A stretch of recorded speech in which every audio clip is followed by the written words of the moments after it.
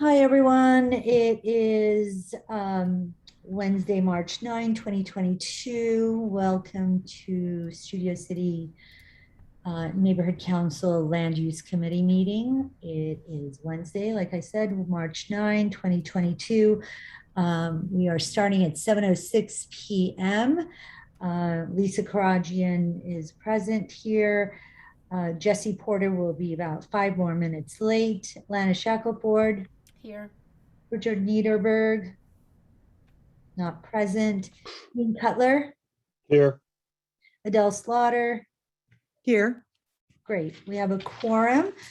So let's go ahead and get started. Who would that be? I do not have announcements today.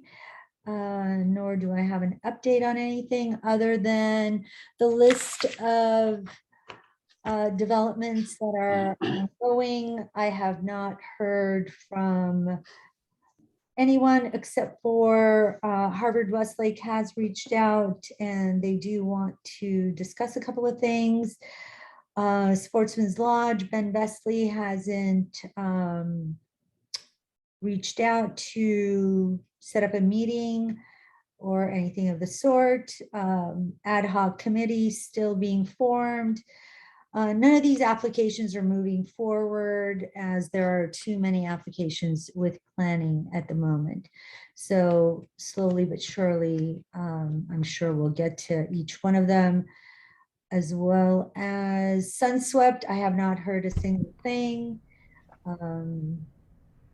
Crescent Apartments, they're putting their plan together to come and have a presentation with land use. So nothing to report there aside from that.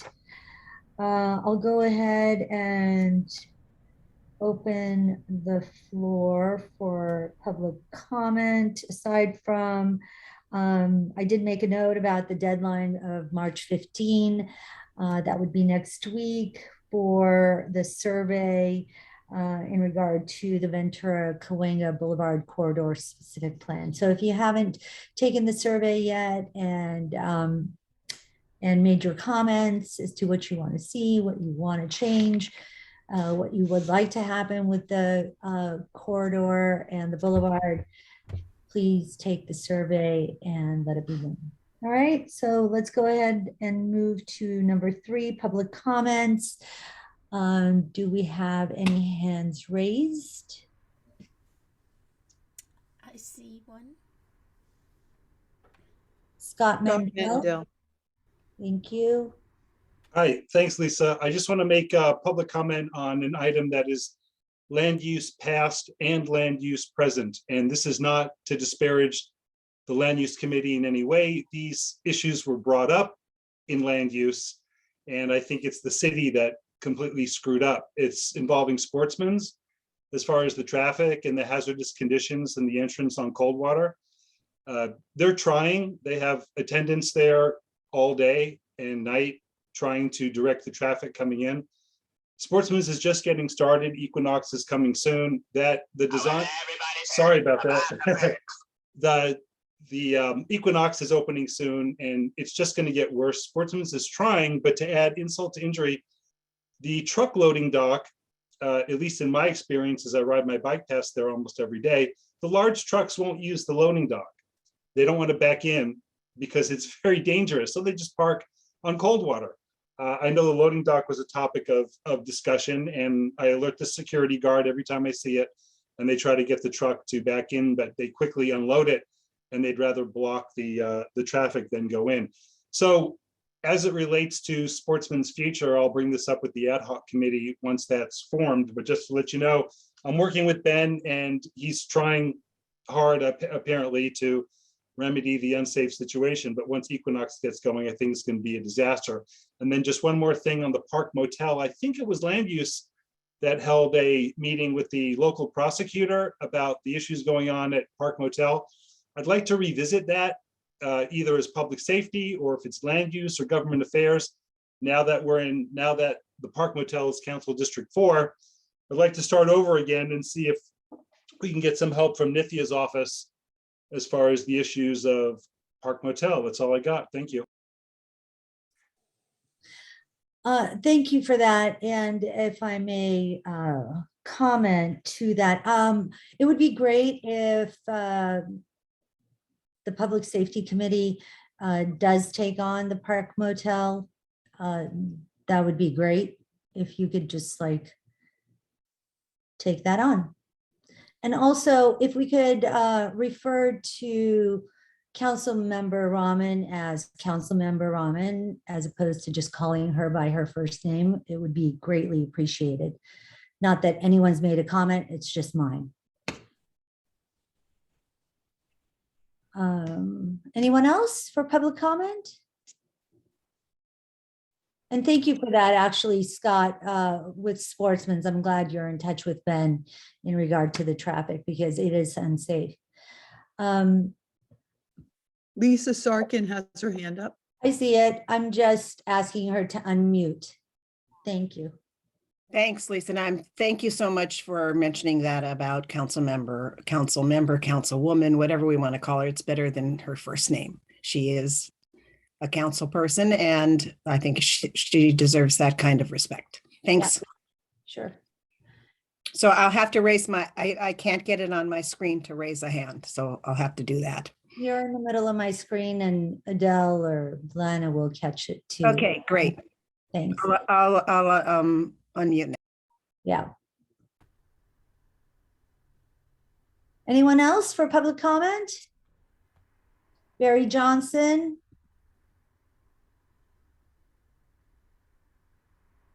Yes, I was going to say Paul Krikorian deserves the same thing. This isn't a male-female thing. This is an office holder thing. Thank you. Well, they should just always be referred to as council member because that is their official title. Anyone else? Public comment? Okay.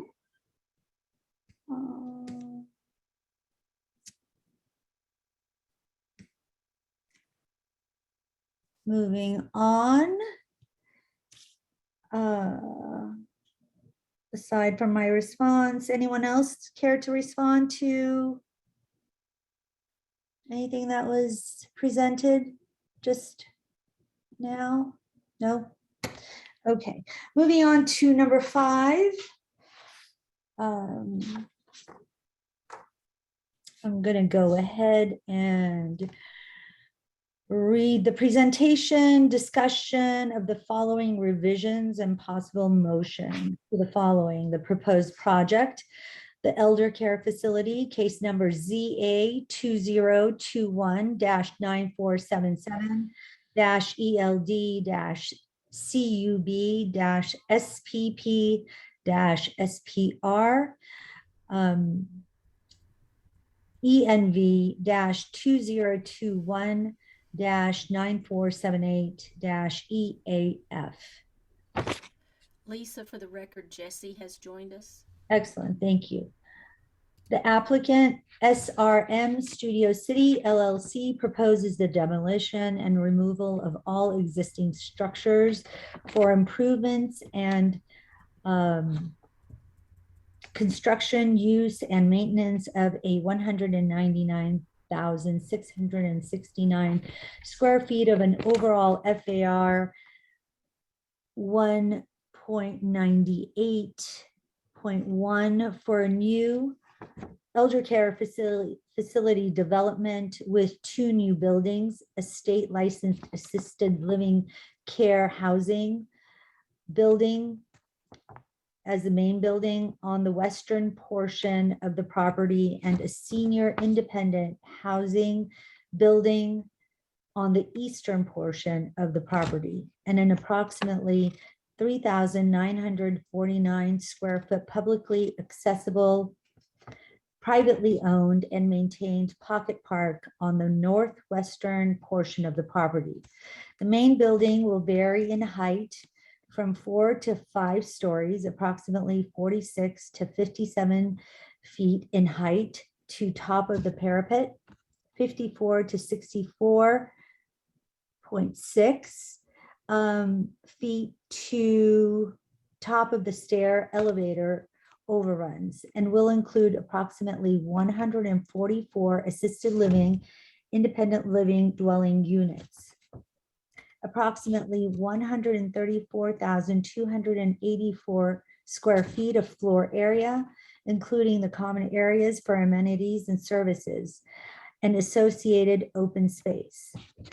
The independent living building will vary in height from 2 to 3 stories, approximately 36.6 feet in height to top of the parapet, 40.6 feet to top of the elevator overruns mechanical screening, and approximately 62 independent living units to total 65,385 square feet of floor area and associated common amenity areas and open space. The project will include 1 level of subterranean parking and approximately 145 parking spaces that serve both buildings, as well 5 surface parking spaces in the rear of the main building, for a total of approximately 150 parking spaces. So I'm not going to go ahead and read the highlights of the revised portion of this. So I'll go ahead and turn it over to Jessica Pactman, who is representing the project for SRM, and she can go ahead and start with her presentation now. Did you want me to share my screen? Did you want a presentation? Yes, I do have a presentation to share if you could please enable that. Okay. Give me 1 second.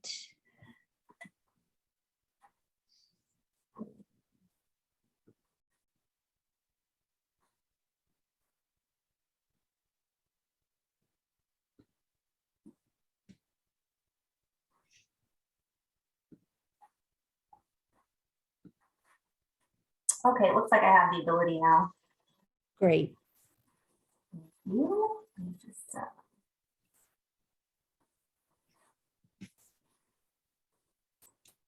okay, can everyone see my screen? Yes. Okay, great, thank you. Hello, everyone. Good to see you all again. I'm Jessica Pactman with Rosenheim and Associates. Joining me tonight are Jim Rivard with SRM Development, Brad Eklund with Herbal Architecture, and Dave Rand with Armbruster, Goldsmith, and Delbach. Thank you so much for the opportunity to present to your committee again. Just to give a very quick recap of the project that was before you at the last meeting, although Lisa just gave a great overview. It included the 5-story main building with assisted living, independent living, and memory care units, 16 3-story independent living townhomes on the east side of the property, and a publicly accessible, privately owned and maintained pocket park. At the last meeting we attended on January 12th, we heard specific support for the elder care use, but concerns were expressed over the height of the main building and over the townhomes concept. We took your comments very seriously and revised the project to lower the main building height and replace the townhomes. Just to quickly overview the height of the original project and provide a visual, the main building was at 65.5 feet to the top of the parapet, with portions of the building reaching up to 77 feet to accommodate stair and elevator overruns. The maximum height of the townhomes was at 35 feet 11 inches to the top of the parapet and at 44.5 feet to the top of the tallest overrun. In response to your comments, I'd like to go over how we were able to address the height, both the height of the main building and the townhomes concept. Here we have a comparison of the massing models. The original project is at the top of the slide.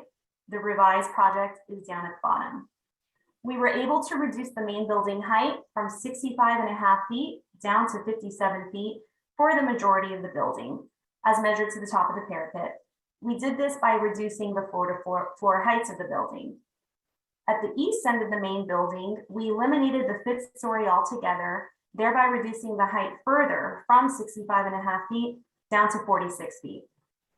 We also eliminated the roof deck on top of the 5th story and relocated that to the east end of the building where the building steps down to 4 stories. The reduction of the 1 story at the east end of the main building creates a nice transition to the new building we are proposing on the eastern portion of the property, which I'll discuss now. At our last meeting, the committee expressed strong concern with the 3-story townhomes. You posed very valid questions as to the practicality and desirability of having 3-story units for seniors. Your comments were well taken, and as a result, the SRM team conducted further research on the marketability of the units for seniors. They concluded that your intuition was correct. As a result, we have replaced the townhomes with an independent living building, which in hindsight and based on your input is much more appropriate for the independent living seniors. The new building will be predominantly 3 stories, just like the townhomes, but has been designed to step down to 2 stories on the west end of the building, where there will be an outdoor deck. The 2-story portion of the building will be directly across the driveway from the main building, serving as an interesting architectural break between the 2 buildings. The height of the independent living building is roughly half a foot taller than the proposed townhomes were. We went from 35 feet 11 inches to 36.5 feet as measured to the top of the parapet, with the 2-story portion being dropped down a bit lower down to 27 feet. The overruns of both buildings were also reduced in height, as you can see on this slide. The overruns project between 7.5 to 8 feet for the main building and project approximately 4 feet above the parapet for the independent living building. This next slide provides a better view of the changes between the original project, again up at the top, and the revised project on the bottom from a bird's eye perspective from the north. You can see how the main building was reduced in height and steps down from 5 stories to 4 stories. You can also see how the new independent living building steps down from 3 stories to 2 stories as you approach the middle of the property. We wanted to create this variation in building heights to not only break up the length of the overall development, but also to create an interesting transition between the 2 buildings.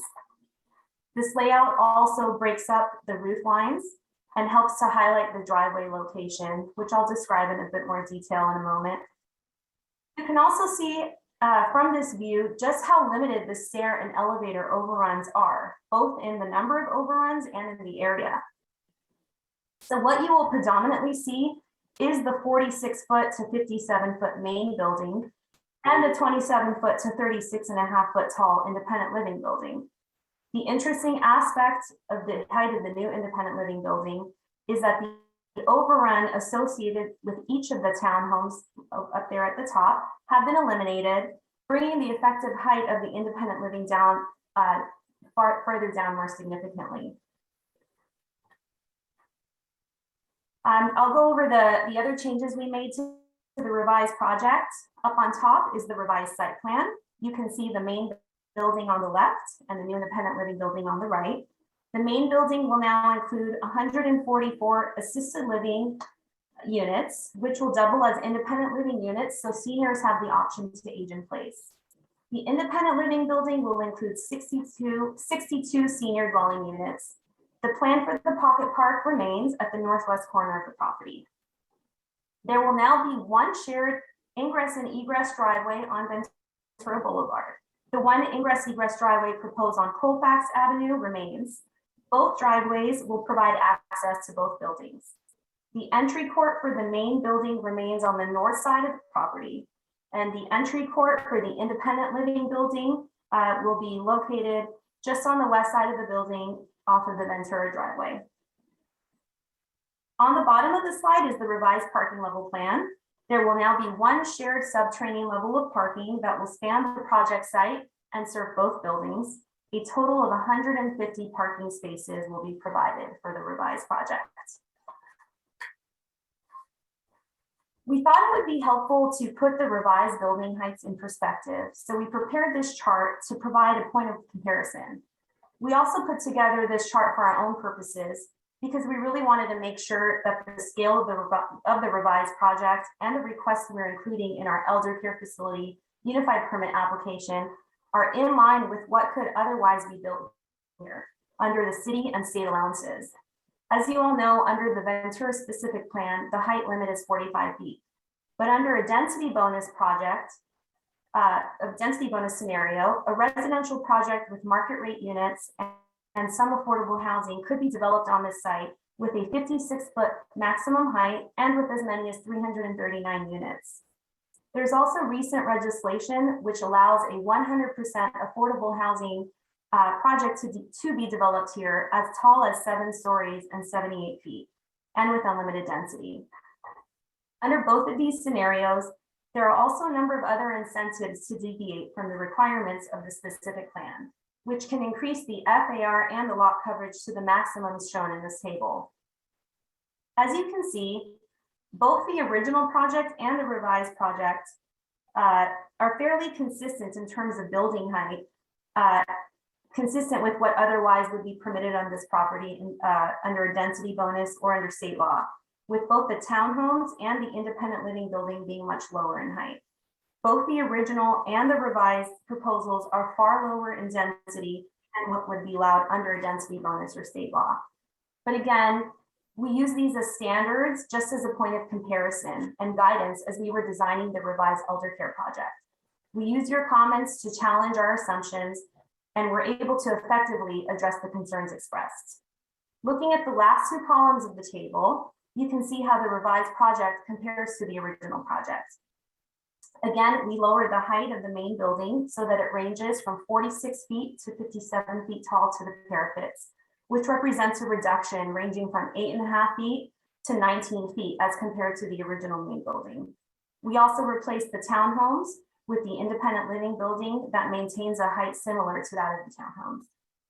As for other changes, the number of units have been revised from 170 units in guest rooms in the original project to 206 units in the revised project.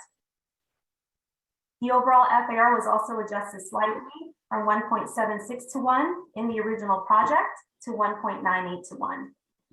And lot coverage was also adjusted slightly from 46% to 54%. However, the lot coverage is still within the maximum allowed under the specific plan, which is 60%. I want to add that all of the data shown here for the revised project reflects approximations. The project team is still advancing the plans and design and confirming some technical calculations. So the figures shown here may need to be refined slightly. The design team is also still refining the elevations for the revised project, but the intent is for it to be very similar to the design of the original project we saw last time. Just to give you a sense of the direction that herbal architecture is heading in, here is a preliminary rendering from Ventura Boulevard looking west. For the new independent living building, they use some of the same patterning of the townhomes and are modulating the exterior in such a way that it won't look like one long building along the street. The new design will maintain the same modern upscale feel of the original project design that we saw previously. This concludes our presentation. Again, thank you for your time and for the opportunity to address your comments. Your input was very valuable and resulted in a project that we're very proud of. We hope to have your support and are available to answer any questions. Thank you. Great. Thank you so much.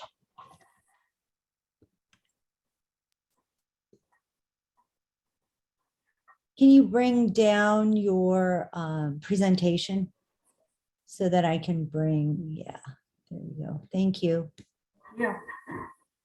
So let's go ahead and open the floor for public comment. Lisa Sarkin, go ahead. I also see that Richard, I think I just saw Richard Niederberg. Yes. Okay, so let me make sure I understand this, if you don't mind, Lisa. Nothing. Assisted and independent units, 144. Are those 1 and 2 bedroom apartments with kitchens? You can just take my questions and answer them however you want. How many units are elder care? For 150 parking Hold on, spaces? Lisa, hold on. Oh, sorry. Let her answer Oh, okay, she didn't. specific question. Fine. Yes, the 144 units in the main building will be assisted living and independent living. They will have kitchens. In terms of the unit mix, our architect's on. I don't have that offhand. He might be able to answer that. I know we have some approximations. Hi, Brad. This is Brad Evans with Herbal Architecture. Just 1 second, Brad, 1 second. How many of them are elder? They're all elder care. No, All units in the project will be elder care. well, then that's not independent living. Well, in elder care includes independent living, assisted living, and memory care. The main Okay, so building is a. It's, it, Okay, building hold is on, a hold on, hold residential on, care hold on, facility. hold on, Oh, hold sorry. on, hold on, Right, that's by definition. hold on. So let's not get into like a conversation back and forth. If you want to just like raise your hand and you want to say something. So I'll have Jessica answer to Lisa's question and Herbal. I'm sorry, can you tell me your name again? yes, it's Brad Eklund. Sorry, I can't change my name on there. It's okay, I can do that for you. But go ahead. Lisa. 144 units with kitchens, 1 bedroom, right? So So there's, can I clarify one thing? There's a range, there's studios, there are 1 bedrooms and there are 2 bedrooms units. okay, so studios have kitchens, 1 bedroom have kitchens, 2 bedroom have kitchens. That's They right. all fall under the umbrella of elder care, right? Which is assisted living, independent living, and what else? Alzheimer's, dementia care, or memory care by definition. Okay. Lisa, go ahead. Okay, so there's 206 units, but you only have 150 parking spaces. This was something that we talked about a lot, that there is absolutely no place to park anywhere near this building. And if they're just mentioning, I don't know if I did last time, but anyone who's 62 or older that can live in this building will probably, if there's 2 of them moving into the unit, they will have 2 cars. There's no way to get anywhere at this point in Studio City, or 2 years down the line when it's finished. There still will be no way to get anywhere. They'll all need to have 2 cars. So that's a big issue for you guys. And on your diagrams, I didn't see any place for the parking on the street on Ventura Boulevard. It looks as though the cars are right next to the,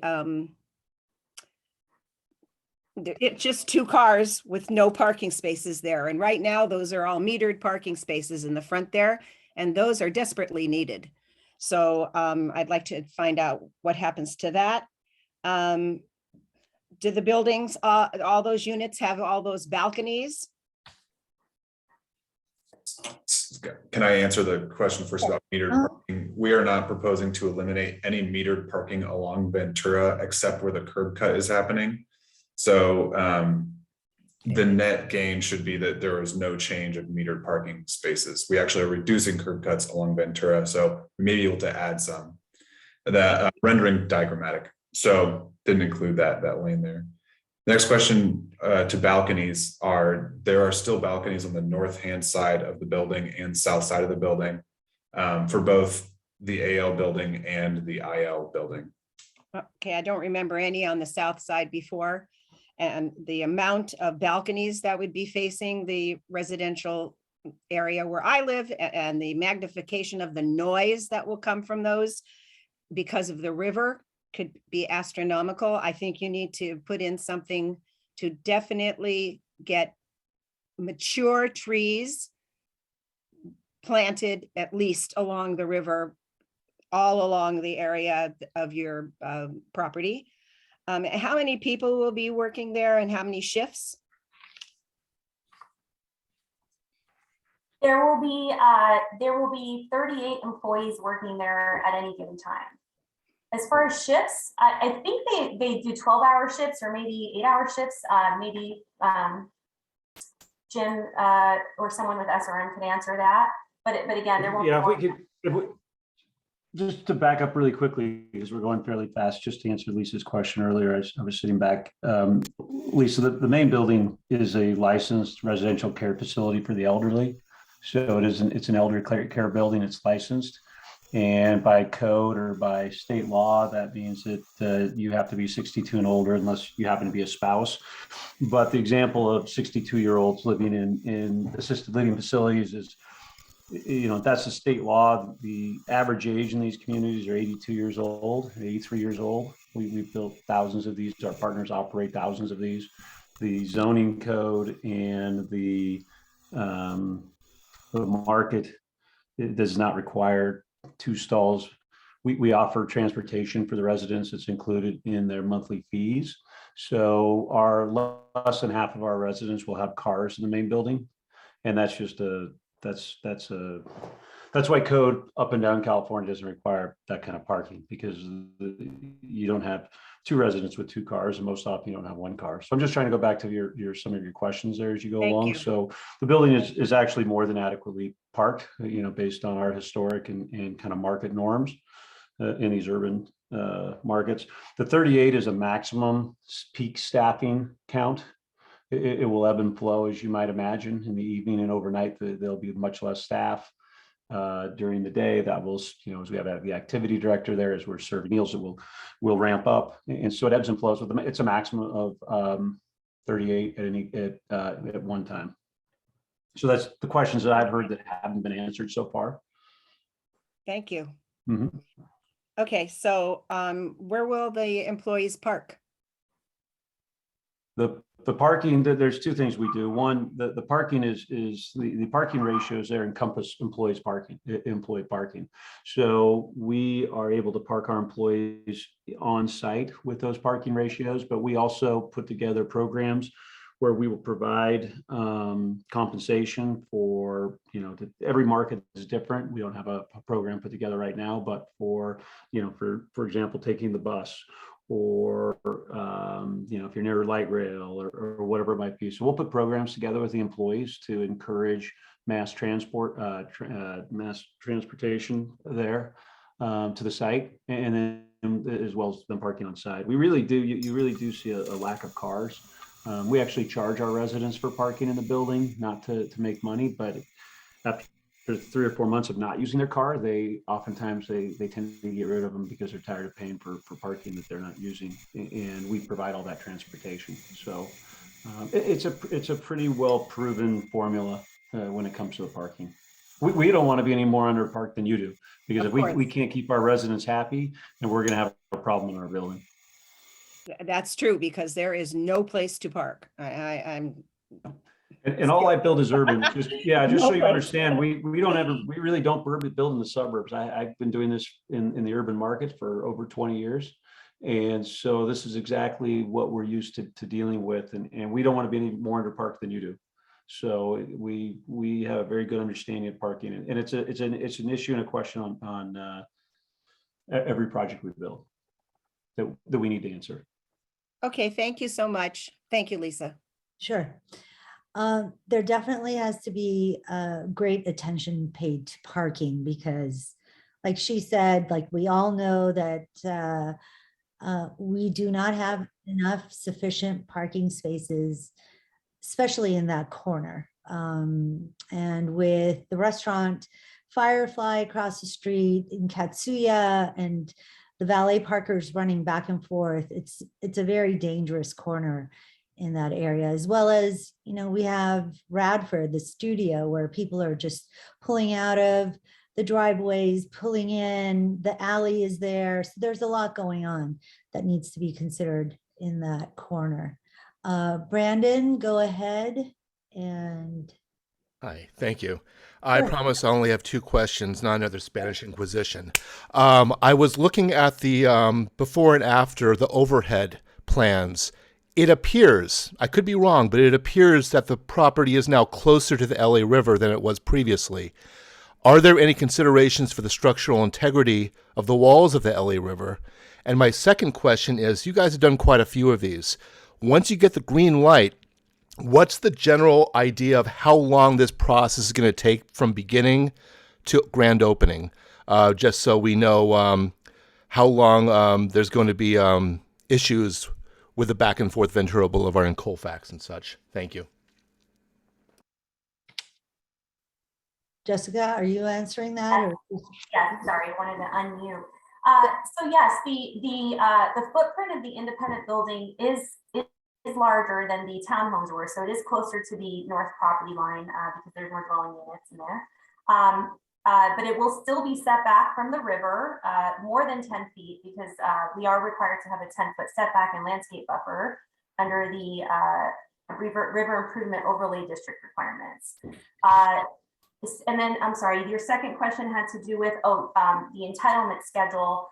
We are in the expedited processing section. I think we're at least, I want to say 6 months, possibly maybe 4 months away from our first public hearing. So, depending on when the process is completed, the construction schedule, I think as of now, we're estimating it would begin or be completed in 2024. But again, that's just an estimate and it all depends on when the entitlement process ends. And feel free, team members, to jump in and correct anything I'm saying incorrectly. I think that was all right. The only thing I would add, if you're asking construction, it'll be a 20 to 24 month construction process to build the building, start to finish.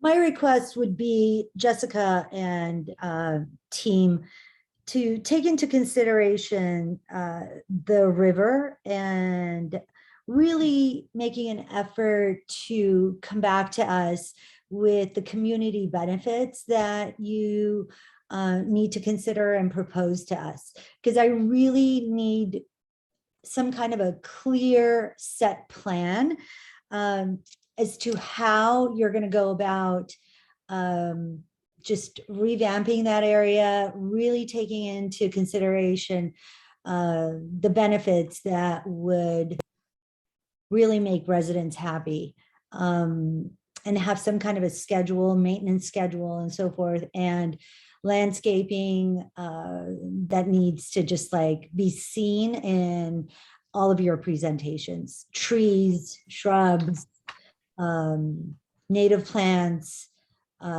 noise, so on and so forth. So I really would like to hear that next time, front and center.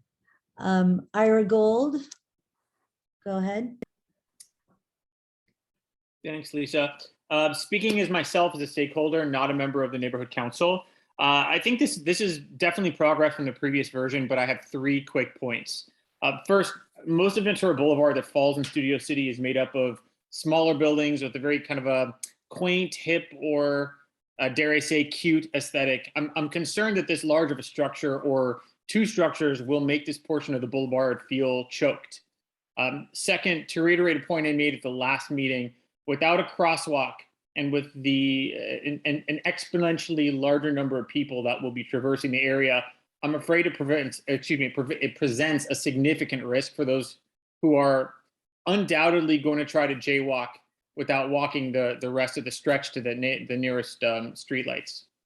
Third, regarding parking, as a patron of the restaurants in that area and not a fan of valet, it's already extremely difficult to find street parking. So I wouldn't be in favor of removing any metered parking spots in Ventura. If that can be avoided in any way, I would highly recommend that. It could be a significant challenge. Thank you very much. Thank you, Ira.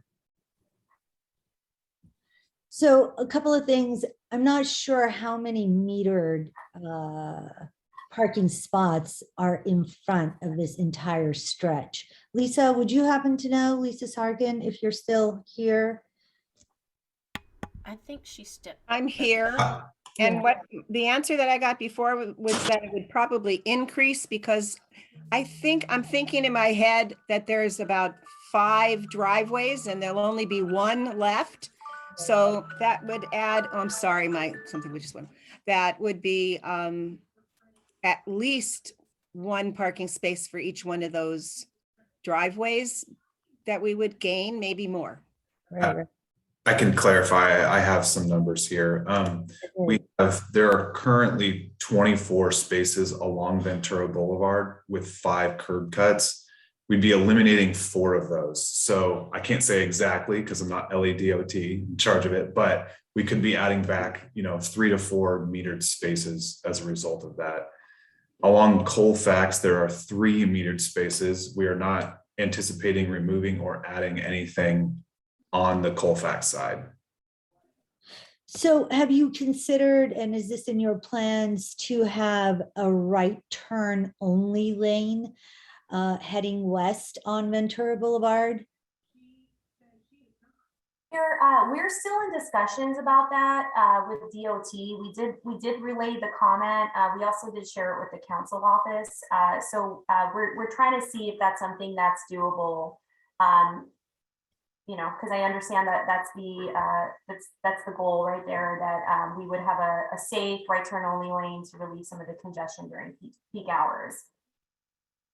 Yes, it would definitely be a plus to add that right turn only lane, because once traffic gets backed up and people are just sitting in their cars without moving, it's really horrific.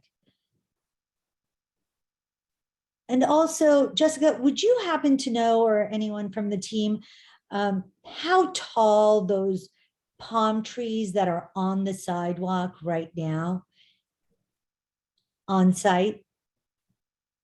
I don't know if I don't think measured those. Yeah, Lisa. The telephone poles are 30 feet, and I believe that they're at least 5 feet taller. So those. Barry Johnson might know. Right. So you're saying they would be around 40, 42 feet. Okay, let me go ahead and go to Barry Johnson. Go ahead and ask your question. Hi. As someone who turns right onto Colfax on a daily basis from Ventura at all times of the day, including morning and evening rush hours, because I go into this back gate of CBS, I never have a problem turning right there. There's not many people turning right onto Colfax that are going westbound on Ventura. So I don't see the need for anything more of a right turn lane than is already there. Also, this neighborhood council has always resisted and asked for not to widen the street, to take the dedication, but leave the curb where it is. And I also wanted to say, I wanted to thank Jessica for her development comparisons chart. However, I almost personally feel that it's like blackmail. I know that's a dirty word, but I almost feel like that towards this committee. It's kind of like, well, you better vote for this, or this is what you could get. And I'm beside myself with having an exception to the specific plan for height, for which Studio City has no exceptions to the specific plan for height. And the few places that you see buildings that are higher were built before the specific plan came into being. And that's because, once those first few buildings were built, our neighborhoods along Ventura in Eastern Sherman Oaks and Studio City saying we wanted to preserve our neighborhood character. And that was done after those first few tall buildings were built. And now I just hate to see an exception to that 45-foot height limit being asked for. It's just, to me, it's sacrilegious. And it's like every developer that comes along asks for more. They always ask for more. Nobody can just go with the law as it is. So thank you. Thank you. Richard Niederberg? Yeah, my question is, will there be construction equipment or anything else parked along the east curb of Colfax? Because in the past, I have seen people be dropped off to patronize the marijuana shop and then run back across the street, you know, and come close to being in danger. It seems to me that maybe we shouldn't have parking or double parking or whatever it is during the construction period along that little strip. Thank you. What do you say? Thank you, Richard.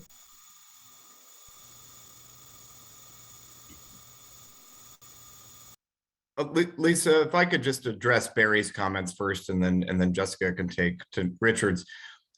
It's an important point that's raised, and a distinction that I think needs to be made, which is we are not actually seeking exceptions to the specific plan. The process we're utilizing is called the Elder Care Ordinance. It was an ordinance very specifically adopted for only these types of facilities, for senior assisted living memory care facilities, out of a recognition that there's a tremendous need throughout the city that remains for these sorts of public benefit projects. So it's not an exception. It's a special mechanism for only these uses, because it's well known that these uses need more space for amenities to house seniors in their elder years. So it's an important distinction we want to raise. And we did not present to you a comparison chart to be threatening, to blackmail you. We did it because this is a sophisticated group, and you know the reality. And there are certain state laws now that are reality. There is not a 45-foot limit height anymore in the specific plan when it pertains to a density bonus project. That's just not the case under state law. So what we're saying is someone could, it's not a threat, it's just a fact, someone could propose a 56-foot 5-story predominantly market rate apartment building here and do it absolutely legally under the rules without seeking any exceptions or any special requests. And we're proposing a senior facility at the same or lower height for most of the elevation along Ventura, for a use that will produce far less traffic, to Lisa Karajian's point about all the things going on in and around this intersection, far less cars, far less pressure on this sensitive circulation area around Ventura and Colfax with this use than an apartment building, and far fewer parking demands. So really important that our team wants you to know that was not a threat. That was just a fact-based presentation of what the reality and what the state laws are, and why we think that this is the right project and the right use for this particular location. Adele Slaughter. Hi, I would like to thank you all for, going back to the drawing board and really trying to work on this project to make it more in line with what we were asking. I have a couple of questions.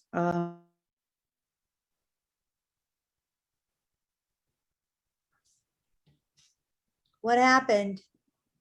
Sorry, I was trying to lower my hand and I muted myself. Sorry. So one of the questions I have is that particular part of the river, when it rains, it floods dramatically. And I mean almost more than any other part of the river. And I know because I used to go walking there in the rain with my friend and my dogs and stuff, and it comes up quite far. So if you're going to put a parking lot underground, it's going to flood. It will flood when it rains. And so what provision do you have for that? And I would like to see a tree report because along that river, there is an amazing grove of California coast live oak from Colfax all the way down to the end of where your property is going to be.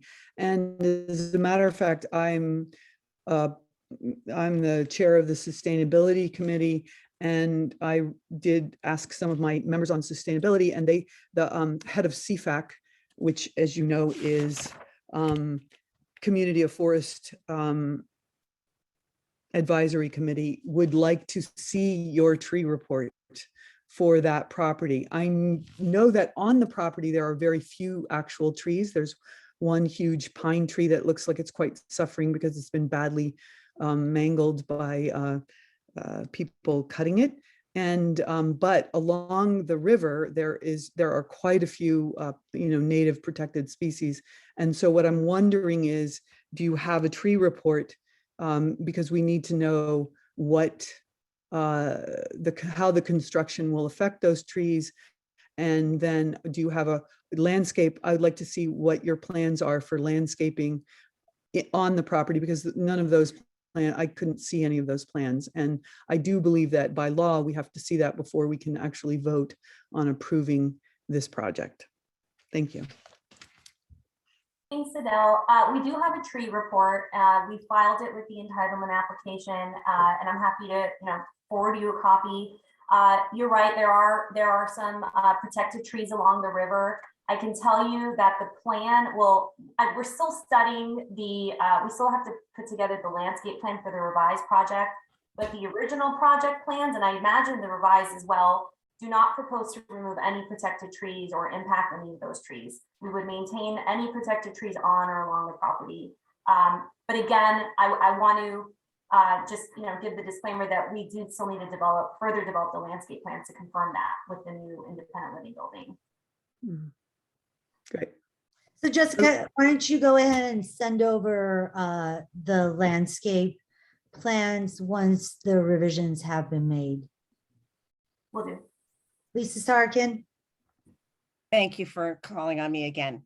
I just want to make sure that Jessica and everybody else realizes that you own the property going down the slope on the north to where these metal posts, it looks like a pipe that is stuck down there. Anybody can come over to my house and I'll be happy to show you what it is.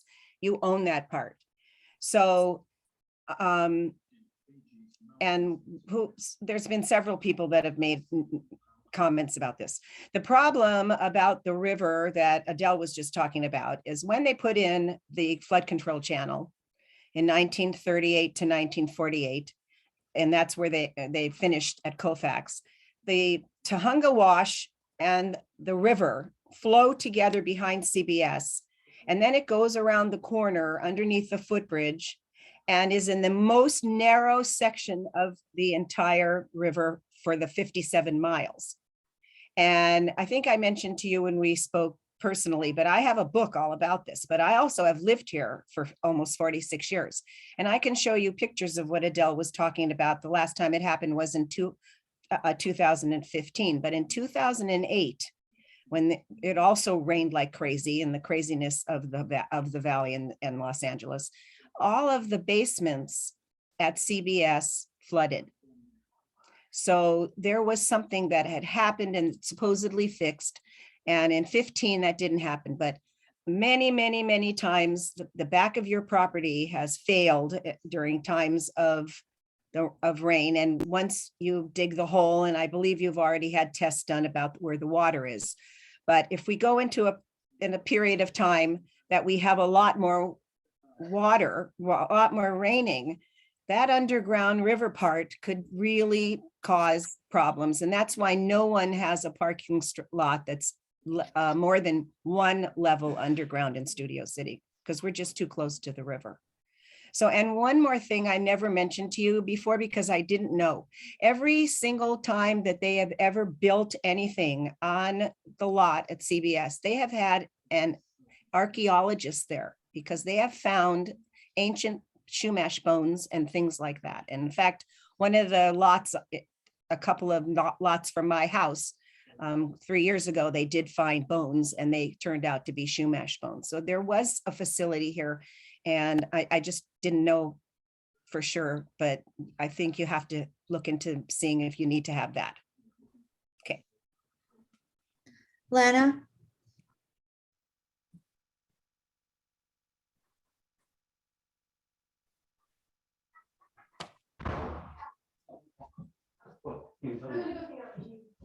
Can't hear you. I have a question in regards to the increase from the 170 number of units to the 206. What's up? Jessica, you mentioned that. Hang on, Lana. Okay. Go ahead. Would you remind me, please, where these units are? Are they distributed throughout your facility, or are they just in your independent living facility since you've made changes? And then I have another question. Sure. Sorry, Lana, is the question what's the breakdown of units within each of the two buildings? Where did the increase in the 36 units come from? Okay, so the 16 townhomes were replaced with the 62 independent living units. So that's where the majority of the increase comes from. So there will be 62 in the independent living building, 144 in the main building. And the main building actually, I think, reduced a bit based on the changes we did to the number of stories and the height, so that we did lose a few units in the main building. Okay, great. Thank you for that reminder, clarification. And then I would like to know, what are the amenities? I believe James mentioned, or maybe it was someone else that mentioned this, amenities that are necessary for elder care. I'd like to know what those are that distinguish this and make it necessary to have larger units or a taller building because of that. That's what I think that statement was. Yes. So both buildings will have amenities. The main building, all the amenities will be on the ground level, similar to the first project plans you saw. So there will be dining facilities, common dining facilities, a theater, some other common areas for activities and services like medical stations. And then the independent living building will also have some common areas. Both buildings will also have their, outdoor decks. Unlike, a typical residential building where, residents, I guess let me say this another way. Unlike straight residential projects, for elder care facilities, they need to program in a certain amount of these amenity areas because, this is a full lifestyle building where they'll, do their dining, their activities, social interaction. So that's the difference. And Brad, feel free to chime in if I miss anything in terms of the amenity areas. Is that though a call for the increase in height over our desired request that you stay within the limit that all of our other developments have done so in this area? Right. Yeah. So that is what sets elder care apart, and that is one of the reasons why the city adopted the elder care facility ordinance in 2006 to give the city the discretion to increase height, FAR, floor area, because they recognize that these facilities do require additional space for that, for those common areas and activities and services. But the height, though, it doesn't seem like that would be a requirement. I mean, you're not building, a theater compared to Universal's, seating area. I just am trying to understand what then makes this go taller. I would think you could go longer. That, We looked at making it one long building, and I think we talked about this a bit last time. The main building is the taller building because we are trying to focus the height and massing closer to the corner and away from the river and away from the residential neighborhoods to the north. So that's the reason why we require the taller building for the main building. We could have done 3-story across the site. Go ahead. This is Jim. I missed a little bit of it. I'm sorry. The downside of work at home is sometimes there's kids in your office. So I apologize for the noise there and then the interruption. So I didn't hear all of that. But to answer your question, the biggest cost in these projects ongoing isn't even building the building, and it's the ongoing staffing of these. To operate this. If this is an apartment building, our expenses on a per unit basis, or 3 or 4 times per unit what you would have for an apartment. So it's not the building, it's not the real estate tax, it's the people. 38 employees at peak staffing is really expensive. I mean, that's a lot of people, and that's chefs, and that's people serving meals, that's an activity director, that's people driving cars, that's, you know, the staff helping with the assistance with daily living. So it's very expensive.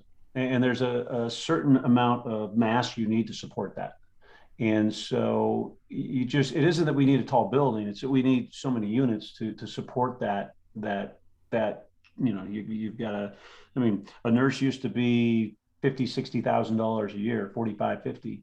And we just lost one that is now being paid in excess in 6 figures, right? People are very expensive right now. And so you have to have a certain mass to support these. And so you need enough units to do that. And that's the problem. If we tried to build this building with 80 units, we'd still need most of the same staffing. We'd need a general manager, we'd need a chef, but we wouldn't have the people to support it, and the rents would be even higher.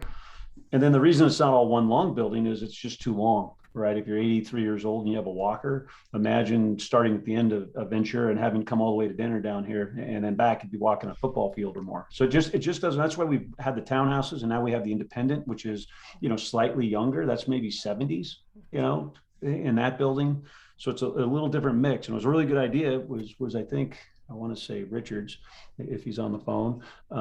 And so, because he really did make us go back and think about that. But that is why we have it's not that we need a tall building. We can't have a really long building, but we've got to get enough mass there to support the services for the residents. That's really the best answer. Thank you for that detail and explanation. And I would like to also echo the thanks for really listening to all of the comments at the last meeting and embracing them and coming back to us with how you've implemented them. Thank you. Melanie Winter. Thanks. I wanted to know, I'm sure you said it, but can you remind me how many of the units are independent living? 62 of the units will be independent living. Okay. I just wanted to express a slightly different opinion. I have folks and family in these kind of facilities, and so I understand you're needing to not have one big long building, and I understand the difference between full-on care and independent living, and I know all the staffing needs and all. I think 150 parking spaces is more than adequate for this sort of facility. And I do have confidence that we're going to have transit options. I do think we might need a crosswalk. I wanted to echo the concerns about flooding. We do know that we're going to see more intense storms when we get rains, and this is a very, very vulnerable site on the river. So you need to plan for that in your designs. I'm wondering if you are, I don't recall from the last one, if you were planning to improve the river easement itself with full-on landscaping or not, or you're just doing the pocket park. Can you remind me? Yes, so yeah, there is the plan for the pocket park adjacent to the access to the river. We think that'd be a great public amenity to enhance the access. Yeah. And I think, SRM is open to proposing some additional landscaping along the river. There's certainly going to be lush landscaping on the project site along the north property line, which you'll see in the landscape plans that we share. Yeah, so I think, we don't really have a, concrete proposal for what we would do along the river, but we definitely want to work with, the community and the city, whether it's a maintenance agreement for, the portion that will not be the pocket park.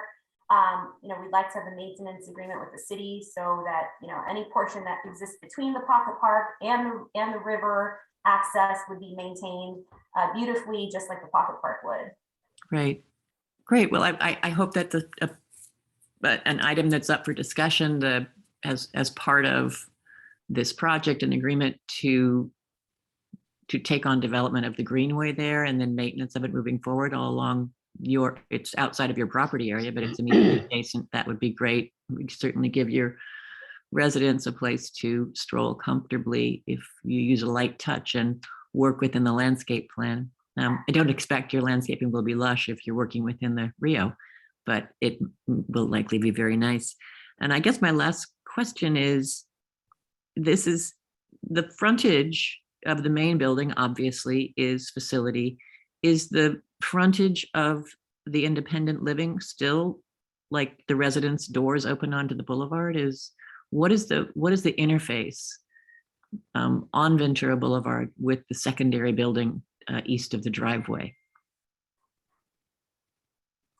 Brad, you want to- Yeah, so on the west side of the new independent living building is going to be our main lobby, a couple offices, and that's where some of our amenity space will be. So sort of a flex open space for residents' use. And then the rest of the east of that along the IL building will be residential units. We are still developing whether or not there will be patios out facing the Ventura side or just windows and landscaping, landscape buffer. So we do have the option to provide small kind of walkout patios for those residents though. And so we are still considering that. Yeah, I'm still sort of baffled by having ground floor residences on Ventura Boulevard, front door or patio. So is there? I think that would be Melanie, kind of a first. Melanie. Yeah, sure. So is drop off and pick up in the north side of the building? And am I right in understanding that there are no doors walking out onto Ventura Boulevard? Or are there? So for the access to the building itself on the west side of the building, if I can share the screen, if it helps to clarify this. That'd be awesome. I think that'd be helpful. Sorry, bear with me here. I'll get to my ground level site plan. Okay.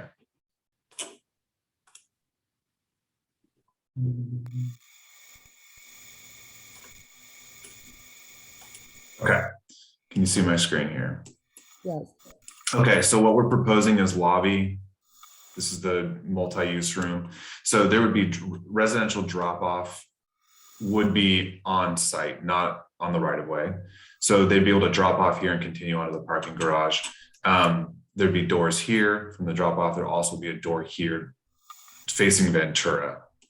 And then these residential units here for the rest of the length of the building, like I mentioned, may have access to a small patio. I mean, I'd be happy to hear the community's input. If you feel like that's a really bad idea, we might just have an increased landscape buffer instead. Again, this is still up for discussion with the team. Yes to landscape buffer. And there will be, and just to clarify too, there is the minimum 18-inch minimum landscaping required by code. So that will at least be there of 18 inches, but it could be increased even further. So the building you go down in the center there. You didn't show us this before. This is just a clarifying. This is not part of the presentation. This was just to clarify ground level plan. Sorry, Lisa, your question being the main entry would be here at the drop off or sort of secondary facing the right of way. Right, and they enter in a hallway inside. That would be the safest possible way. Yeah. Okay. Okay, I'll stop sharing. Richard? Yeah, my question is, it looks like you complied with all the ADA regs as well as the fire exit regs. I'm wondering are any of the independent buildings units larger than is required by ADA or the hallways?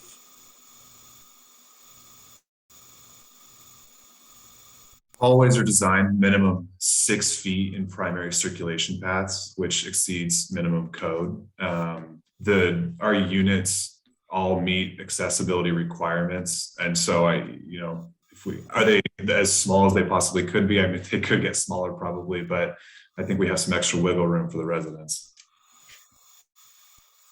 Okay, so there is some. Philosophically, Richard, philosophically, senior housing has changed a little bit over the years.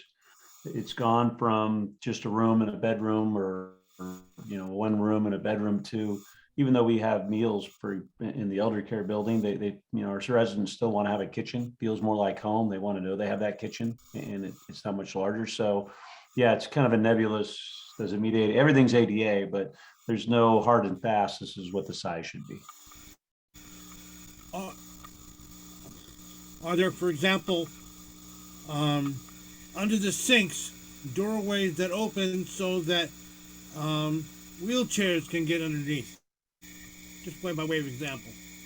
So in the assisted living building, all of the units are what is called adaptable. So if someone who has that requirement of knee and toe space with a wheelchair, for example, those cabinets could come out, and that is standard across the board for all unit types in both buildings.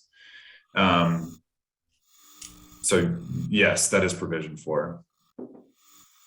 Thank you. Anna? In our recent meeting, I guess last month, we chatted about the electrical vehicles that are going to be here in California in so many years. All the new vehicles need to be, electric or whatever.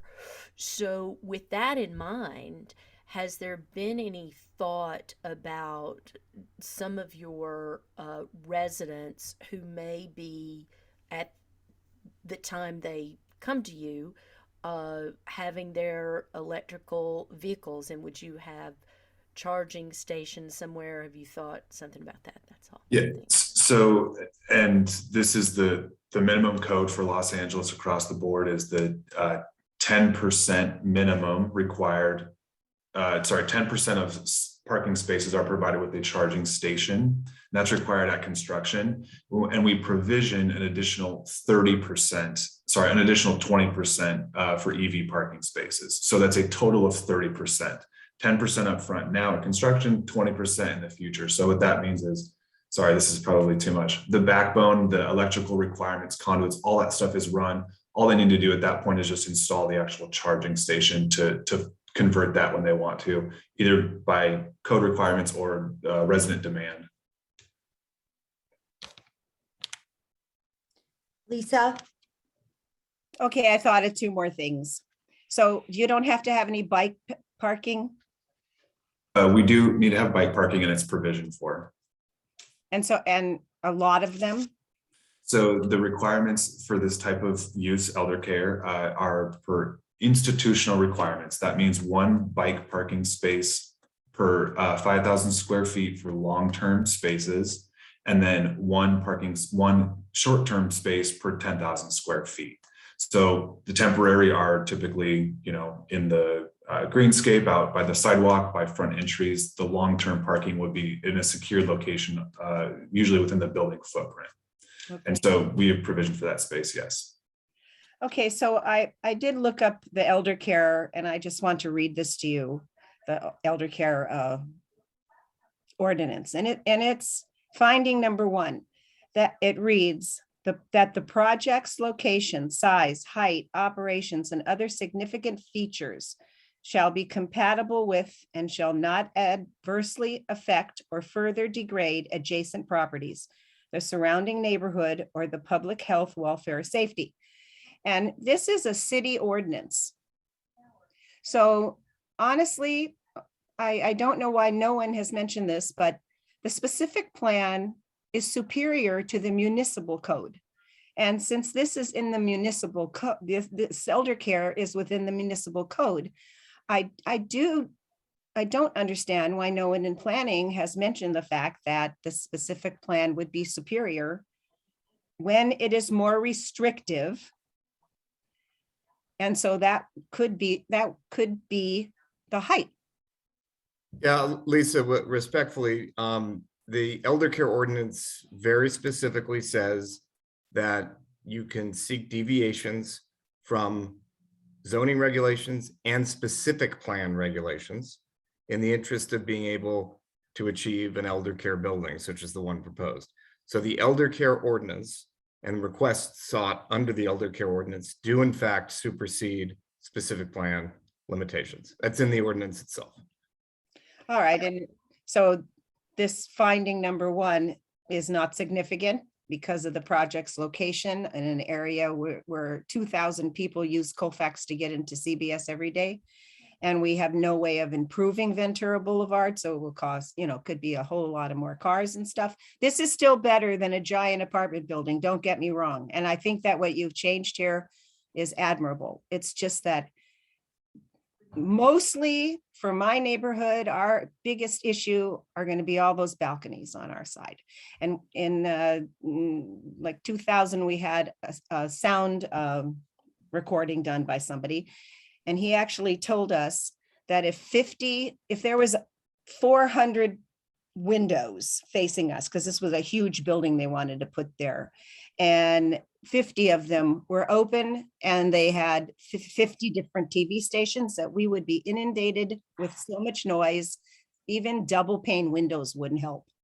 So I have the major problem right now with all of those balconies. Plus, why would an old person like that be safe being on a balcony where they can fall over? So, and I'm not that old, so I haven't gotten to that point yet, but I just can't see that. It's just so. Lisa, this is Jim, and I can't really solve your question. You mentioned it before. I mean, I'll come get in a car with you and drive you to Rolling Hills, where we just built a building.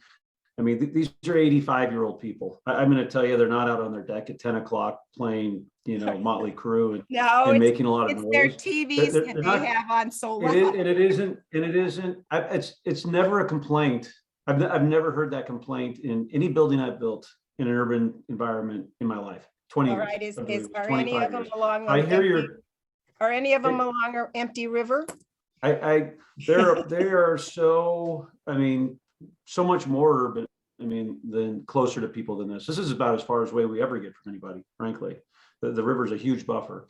So I can't, there's nothing I can give you that's going to make you comfortable, because it doesn't exist, because but it's just, other than tell you, that's just not it's not going to, we don't have 100 residents with their TVs, their windows open, playing their TV at, 80 decibels. It just doesn't happen. So I appreciate that, but it's also hot in Studio City, and most of them have their air conditioning on, their windows shut, but nonetheless. Okay. Let's see. Richard? Yeah, is there separate metering for the independent living units, in that you're going to provide power sources for electric vehicles? The electric vehicles, when we provide that in the buildings, are not separately metered to the residents. That's paid for by the building. Typically in our senior projects, we pay all the utilities, different than an apartment. Thank you. Yeah. I forgot to say one thing. I just wanted to reiterate and add to what Ira had said about the boxiness along Ventura Boulevard of the building. And I don't know, I'm not an architect, so I don't know what you could do to make it look a little bit more quaint or a little bit more villagey. And of course, what you're building is going to be improvement from what's there, which is basically car dealerships and empty lots. But, if you look on the other side of the boulevard, there are these cute little shops, like a embroidery store, and it just has this sort of village Studio City feel. And I'm not an architect, but I just wanted to reiterate what Ira had said about that. Thanks. Just checking to see who else has a question. Jesse, go ahead. Thanks, Lisa. Yeah, I'm going to echo something that was brought up before, and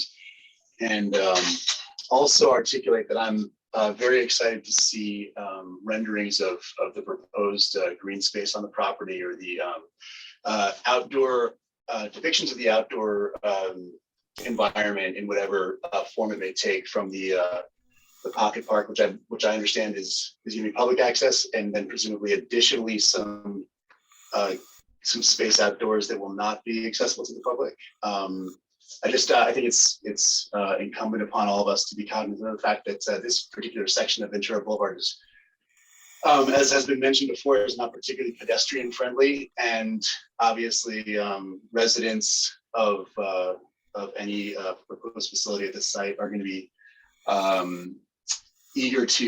presumably eager to walk around from time to time, and there's not really anywhere to go once you step off the property. I mean, due in part to the lack of crosswalks, but also just the proximity of these 4-lane roads at that intersection, 5-lane roads, I guess, or 7 with parking. I think it'll be really important for this committee to see some renderings of that outdoor space, both public access and private, so we have a better sense of what kind of opportunities for ambulatory exercise will be provided for residents, as well as what kind of access will be provided for the community.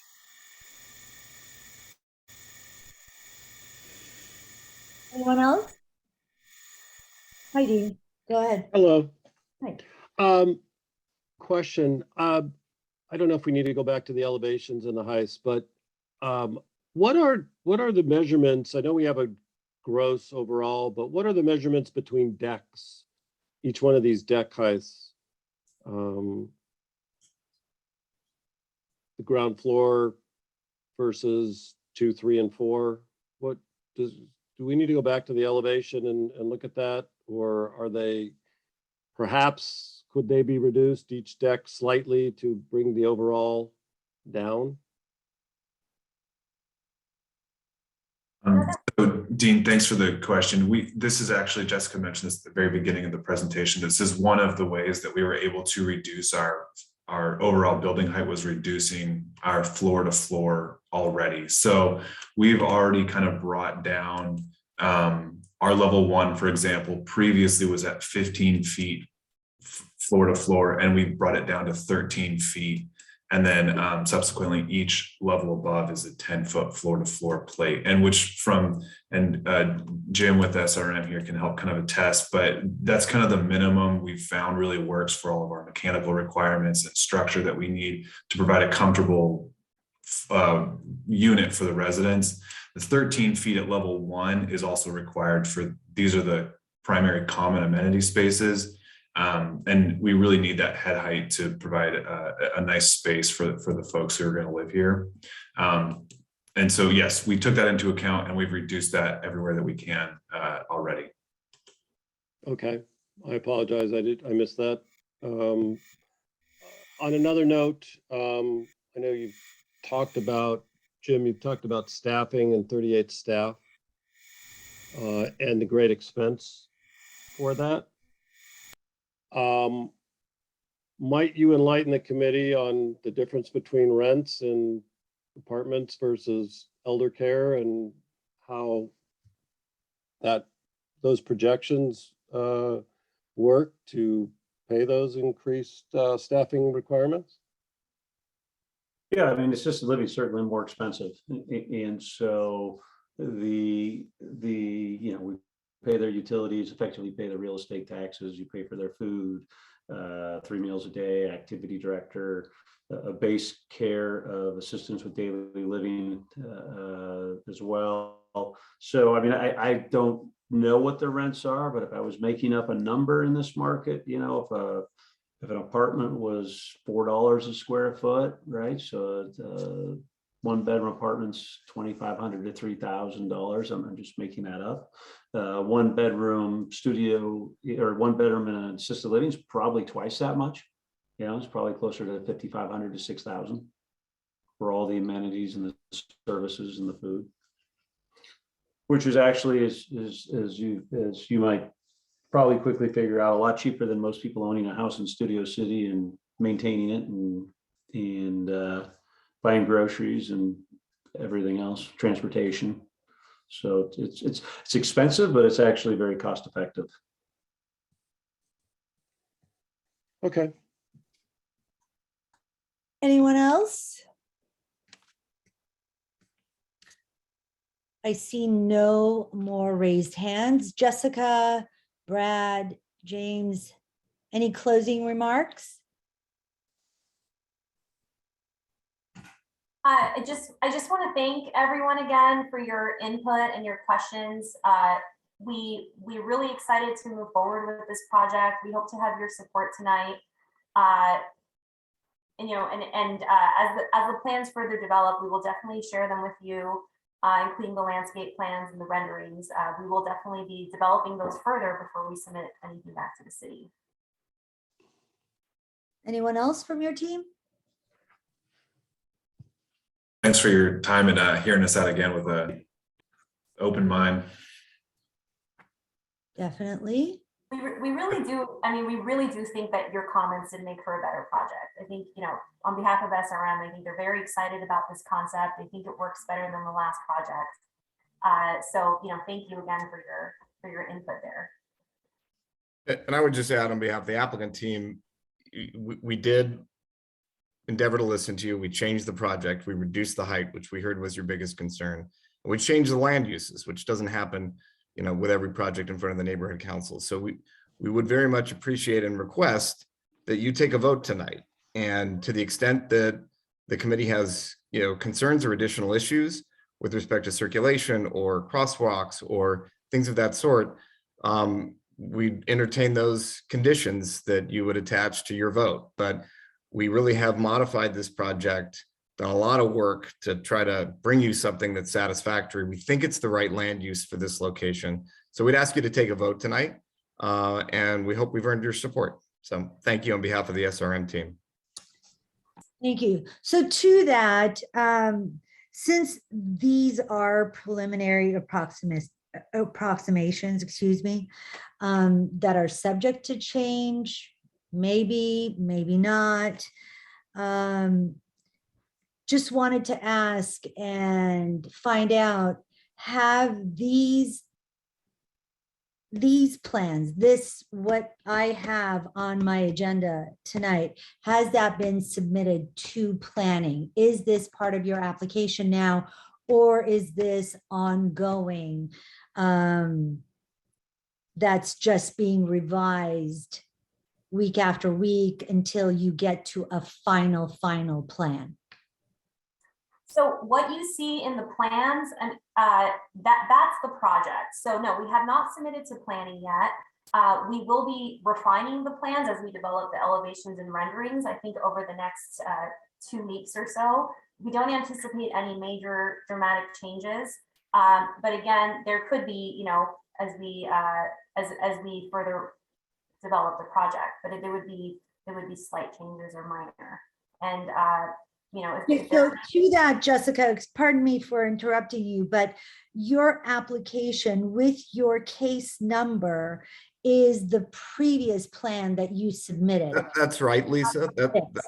Yes, you're absolutely right. But this is the process, right? We file an application, we come to you, we hear your concerns, we try to make adjustments. So what we'd say is, if the neighborhood council supports this project, and we would expect you to do it very specifically with the reduced height that we showed you tonight, even though you're right, Lisa, that's not been fully updated with respect to the case file, that this applicant team will, based on that, revise all the plans, update the case file, modify everything that needs to be modified, and the project that will be brought to the zoning administrator hearing will be the project with the heights that we showed you tonight. Yes, there may be tweaks a little bit on the margins. We had to give you that caveat because our architect would have a heart attack if we didn't.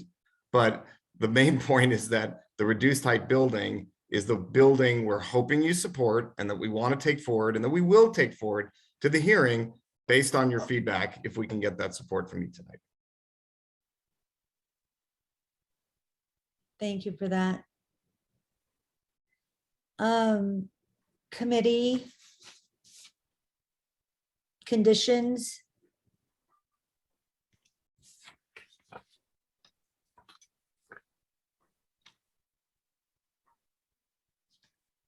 Lana. Hi. Hi. Okay. Thank you.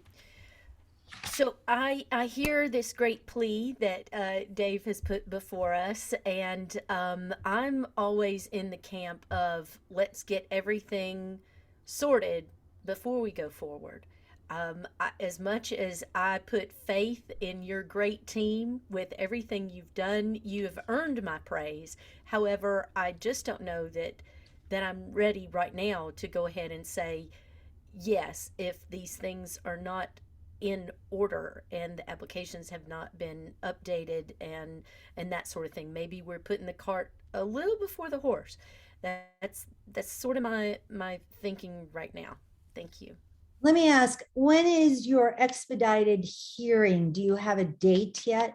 There's not a date for the hearing. There is ample time to update the plans to Lana's point. And what we would, expect, because you need to, include appropriate caveats, is that this would be a vote, we would hope, in support and concept, subject to all the things Lana's talking about, of us updating the plans appropriately, following through on those administrative details that need to happen with making sure the case file is current with this current plan. So what we're seeking tonight is not a ultimate endorsement of the final plan, but a vote in concept that the adjustments that have been made, the reduction in height, the change in land use is going in the right direction, and that we can proceed on that basis. And I would say to you as a neighborhood council, that's I think what you want applicants to do, right? You want applicants who may file a project and come to you, hear your feedback, and then adjust accordingly.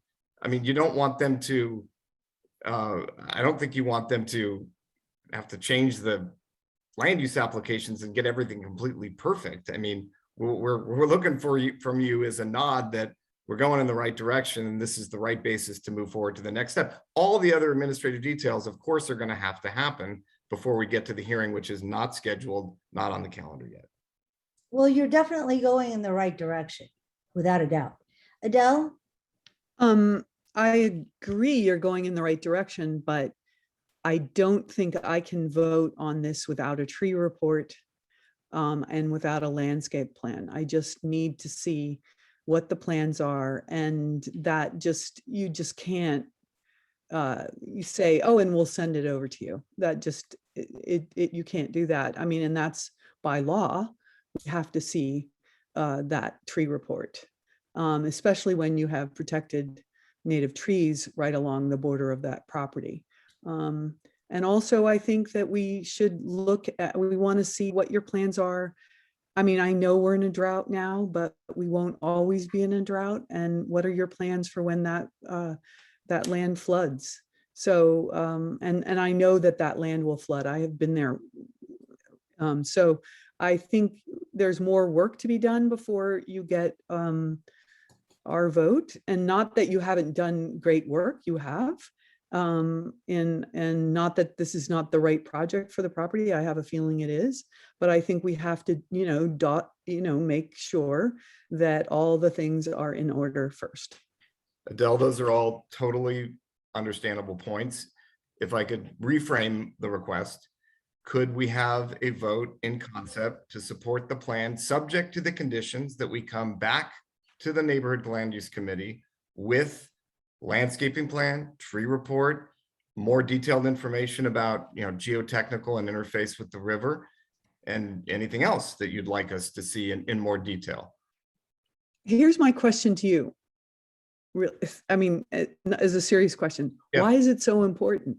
Because sometimes I think neighborhood councils don't, this isn't meant to be, I hope you don't take this as offensively, but I don't know that neighborhood councils or planning commissions or any decision-making body necessarily appreciates the level of cost, expense, involvement, time that goes into totally changing a plan at your request.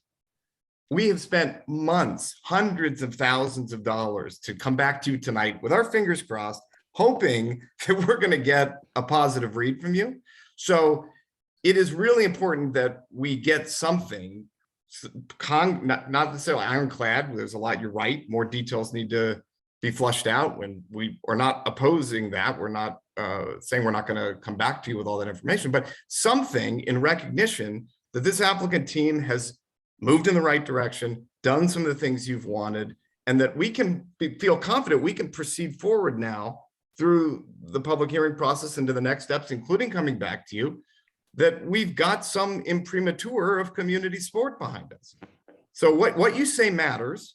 We took it seriously, and we're hoping that you respond in kind and give this applicant team the kind of recognition that we candidly think we've earned at this point, having made all these changes. Lisa?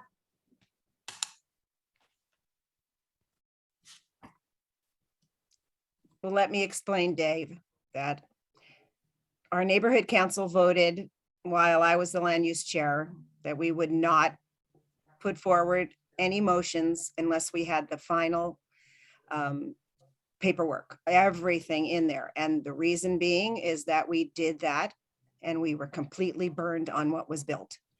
And we cherish our streets and everything about this place. And we want to make sure it's right.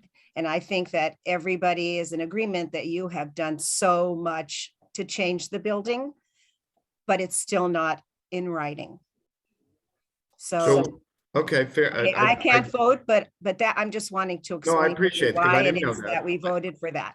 I appreciate, I did not know that. I appreciate that. Okay. And what if we say is, because the intention here, and I hope you've come away with this based on what we've worked with you, how we worked with you thus far, but the intention is not to burn you. So what if we say, after hopefully getting a vote in concept, that we won't go to a public hearing before coming back to you with those additional details? Oh, yeah. It's not going to happen anyways. Yeah, you can't go to a hearing without having the final vote on your final plan from us. So you May I say definitely. just one more thing? Please stop. Okay. Nope. Okay. Thank you. So anyone else from committee? Okay.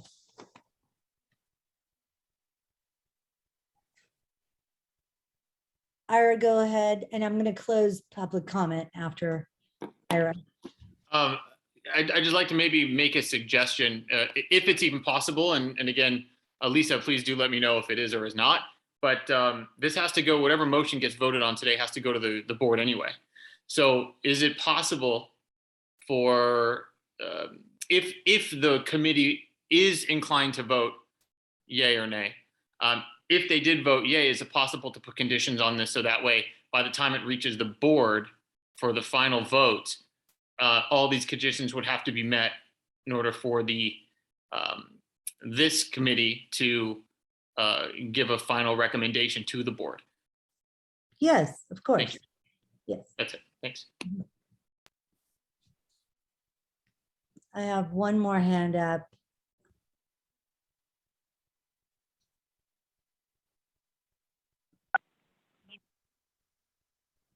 Yes.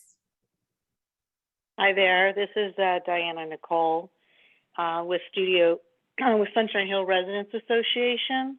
I'm also calling on behalf of CFAC tonight. I act as an advisor to them, and they've been looped in on this project. And we were the folks concerned. We raised concern about the lack of a tree report. Just maybe to the applicant's representatives, you know, it is a benefit to the applicant to have the community, not just the neighborhood council, but the community on board. And right now, the community is missing information. And we've asked the committee to, you know, that we need to see that information and to review that information so there can be informed decisions here. And that's a benefit to the applicant because anybody can oppose this. So the benefit would be if you have the committee supporting the plan and you have the community, the stakeholders supporting the plan so that you don't have the issue with the stakeholders, because the tree removal permit or any tree report is subject to review by other entities and stakeholders. So it's, again, to your benefit to allow those folks an opportunity to review it and chime in and ask questions when that, when the report is available, because that will be another impediment. And it's better to get that impediment sorted out sooner than later. All right. Thank you for that. So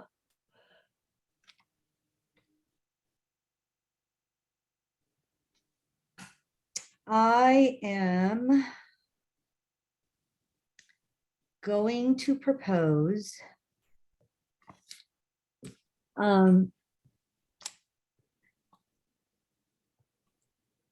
that I'm definitely caught in a quandary. You're definitely going in the right direction. Thank you so much for taking the time, making the effort, spending the kind of money that you did in bringing the height down somewhat considerably. But we do have to see the final plan so that we can vote with confidence on a motion that is actually going to be heard during your hearing. And please understand, I'm not trying to stand in your way in any kind of way, but I do want to make sure that the community is very well aware of what is going to be built there. I cannot, in great confidence, just go ahead and vote on a my notes are here somewhere. Concept. On no, it's a I had it right here. On a preliminary approximation that may or may not be subject to change. And I know this is going to go through some more refinement. We would like to see a definite, concrete final plan so that we can vote on a motion that is going to be heard. So you do have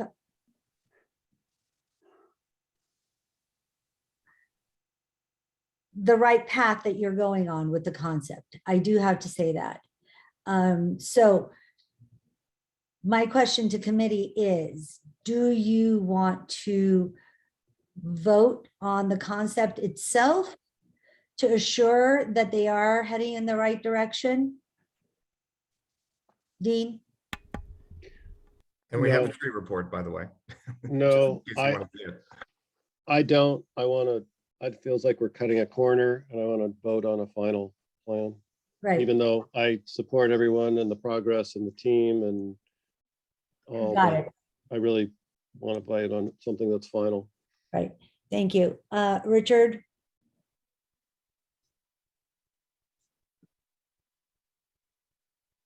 Can we approve certain things but not mention any other things? Therefore, they have a go-ahead on the areas that we've already approved.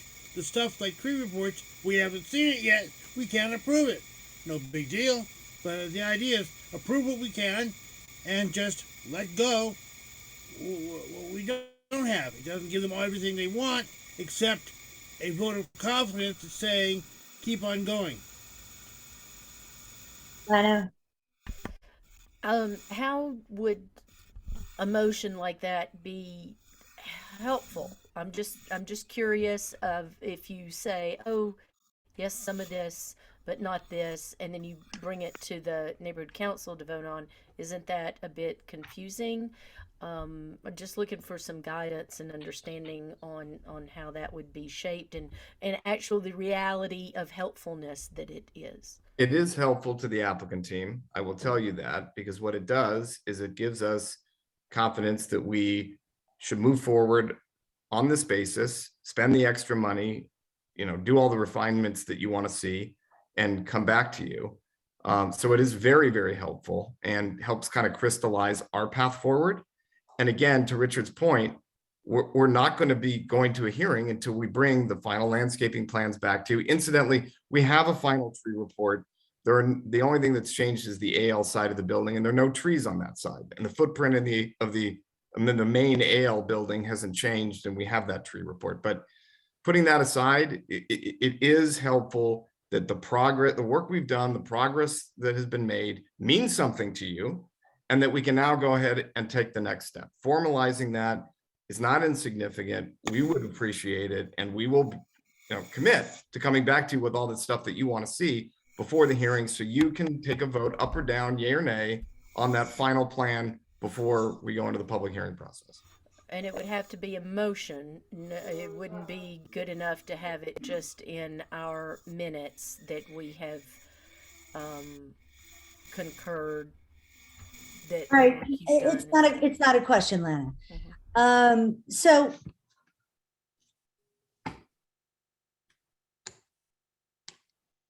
I'll say it again. You're going in the right direction. Something needs to be built there. A car dealership is just not conducive to the community anymore. It's an empty space that needs to have some life. You just happen to be the developer who is taking on the development of this property.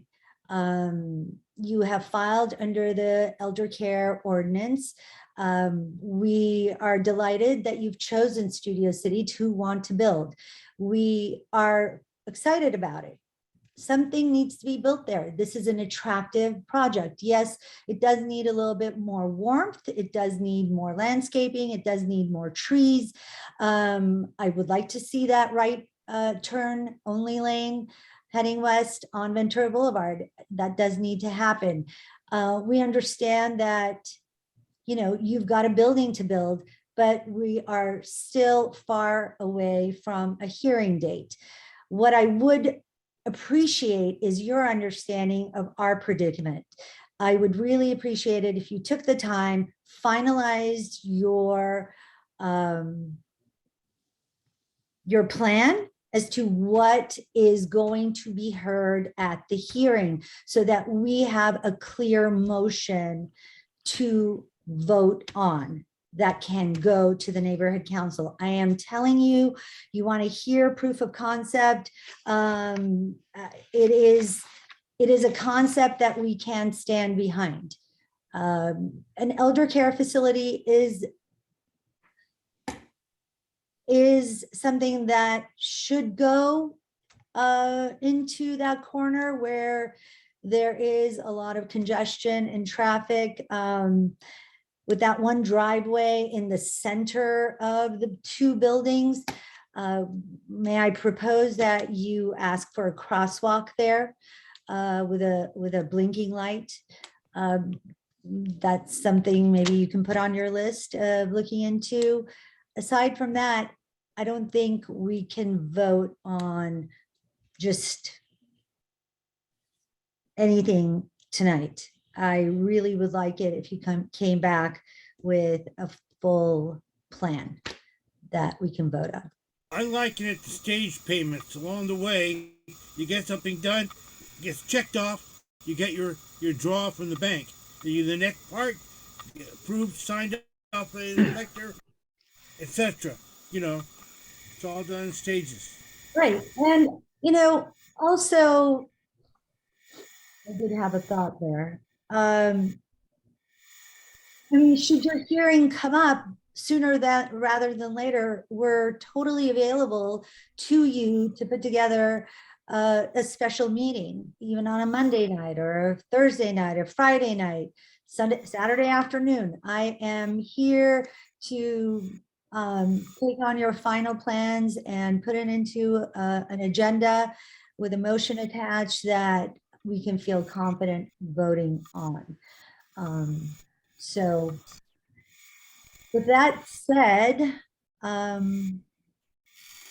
please know that you are going in the right direction.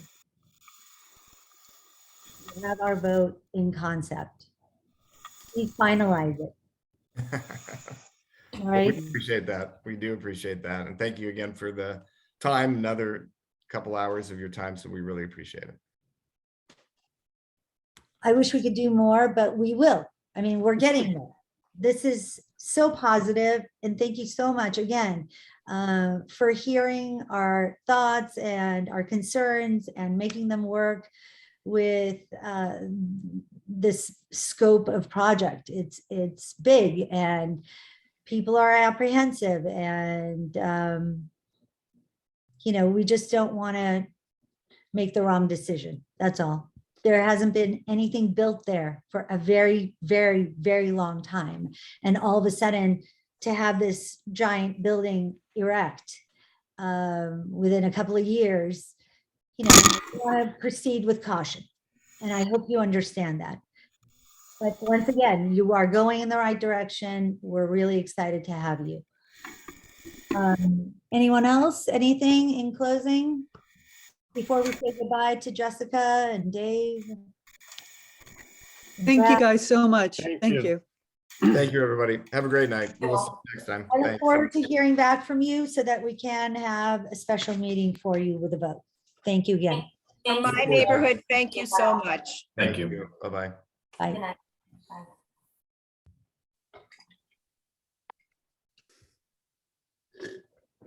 Okay.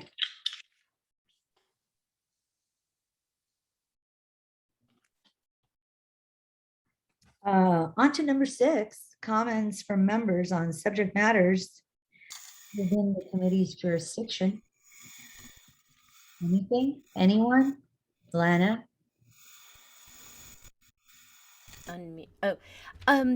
What is going on over here off of Laurel Canyon where they had the big sinkhole and now they're doing some more work? I've forgotten. It's not Woodbridge. Yes, Lisa. It's Woodbridge. Woodbridge. Okay. Does anybody know if are they having to go back and do more work on it? They have to do more work that was preliminary, and even though it's 3 years, and now they came back finally. Okay. Just curious. Thank you. Anyone else? Doesn't seem like it. May I say something to you? Yes. What an excellent job, and all the questions everybody asked, I thought it was excellent. And I'm very happy that you decided not to do the preliminary, because that, you know, Lisa, from what's happened before, that it was the absolute best thing to do. And I'm not sure Randy would have put it on the agenda.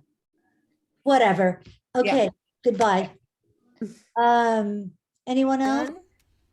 All right. I So, move to I adjourn. think it's good. We made the right decision. Yes, thank you, Dean.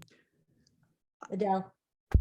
I think it's a process, you know, and for them to have to go back and forth, that's the process. Yes. And I think you were wonderful. Thank you so much, Lisa, Oh, for thank standing up. It was really good. You were great. You were Thank great. you. I Thanks. appreciate it. It wasn't easy, you know. No, it's not easy. I was like, No, he was they putting a lobbied lot of hard. pressure on us. Oh, They no. lobbied, they lobbied hard, but it's not, we vote on final things. We're not work in progress. That's not what this committee is about. And we have to see the tree report. I mean, we just have to. You We can't. will. We will. No, Go no. hug your tree right now, please. I'm going to go outside and do it right now. They could knock them all down, and then we'll have nothing for the noise. No, you know, Lisa, I went down there for you and I took pictures of those trees. They're magnificent. Right? They are magnificent. And it's I can send you some. They're beautiful. Please do. My crepe myrtle is blooming and I'm so excited. Hmm.